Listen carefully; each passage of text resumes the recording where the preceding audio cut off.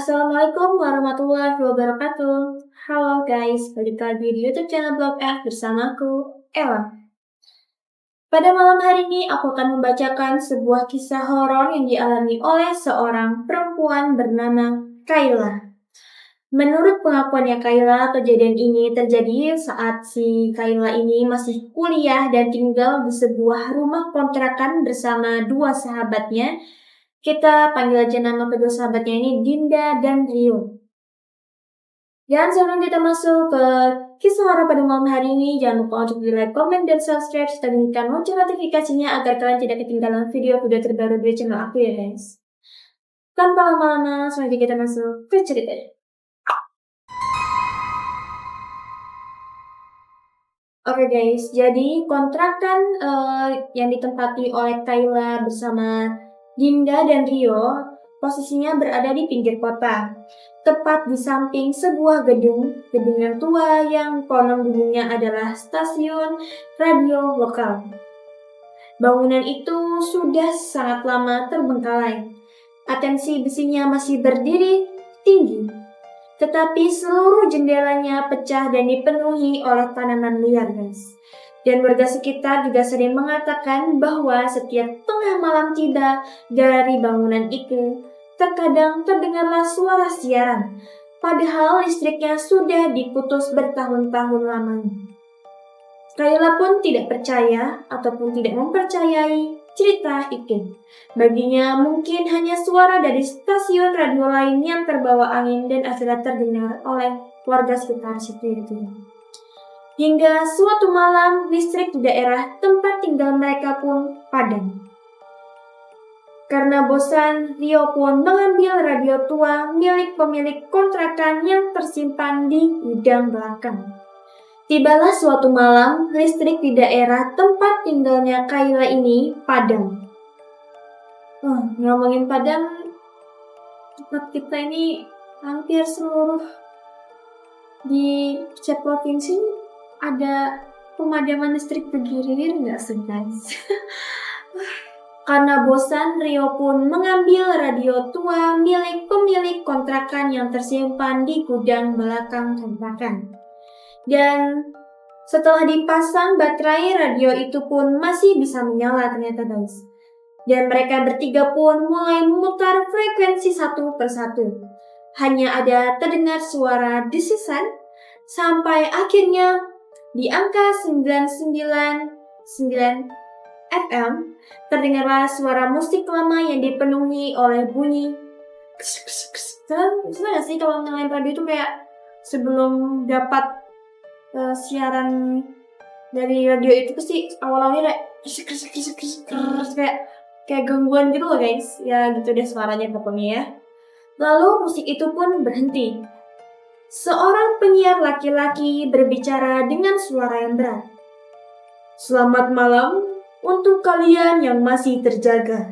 Selamat datang di siaran terakhir. Ketiganya pun sontak langsung saling pandang satu sama lain setelah mendengar suara berat tersebut. Dan Rio hanya tertawa kecil. Mungkin radio komunitas. Rio. Namun suara penyiar itu pun kembali terdengar lagi. Malam ini kami akan menyapa para pendengar yang setia. Tak lama kemudian guys, satu persatu nama mulai disebut oleh suara berat tersebut. Selamat malam, Bapak Hasan. Selamat malam, Ibu Rina. Selamat malam, Andri.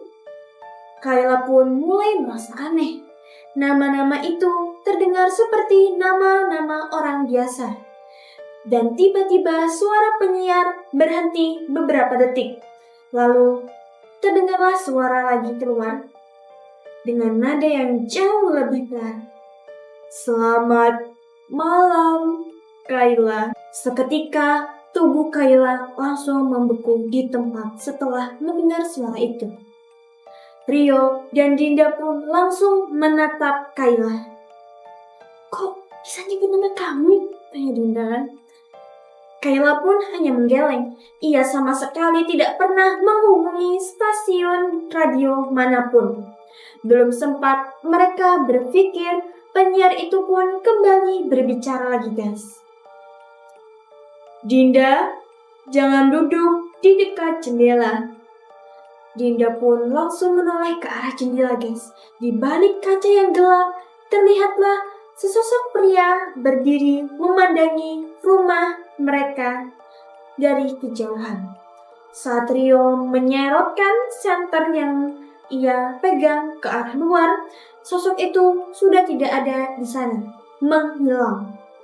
Dan suasana di dalam rumah kontrakan tersebut pun berubah mencekam.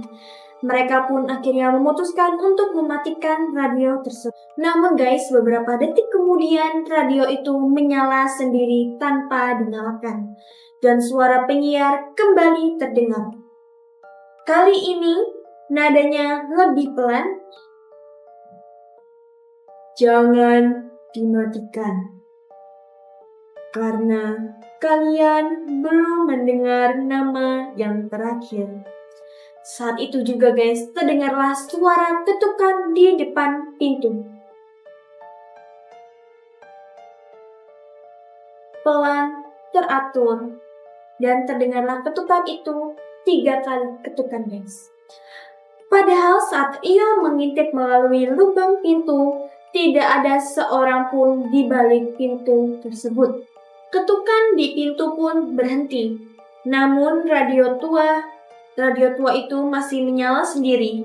Dengan suara penyiar terdengar semakin jelas.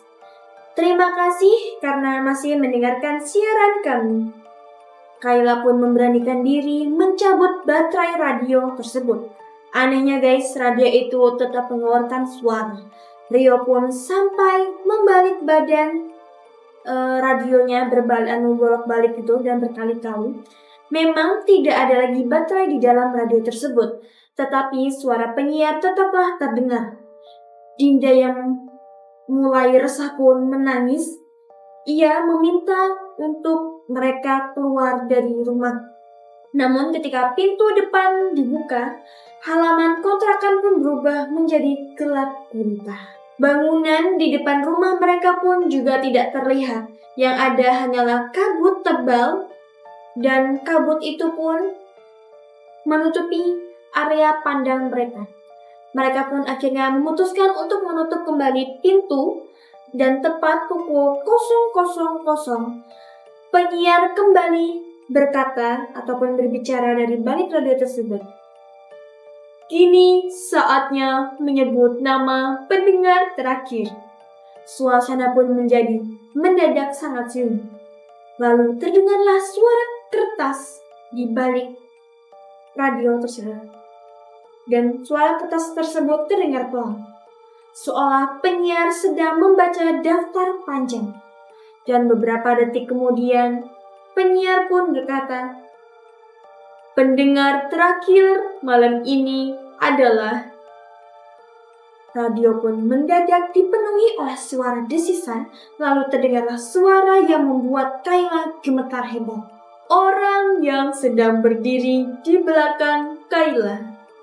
Tubuh Kayla pun langsung kaku. Ia tidak berani menoleh ke belakang dirinya.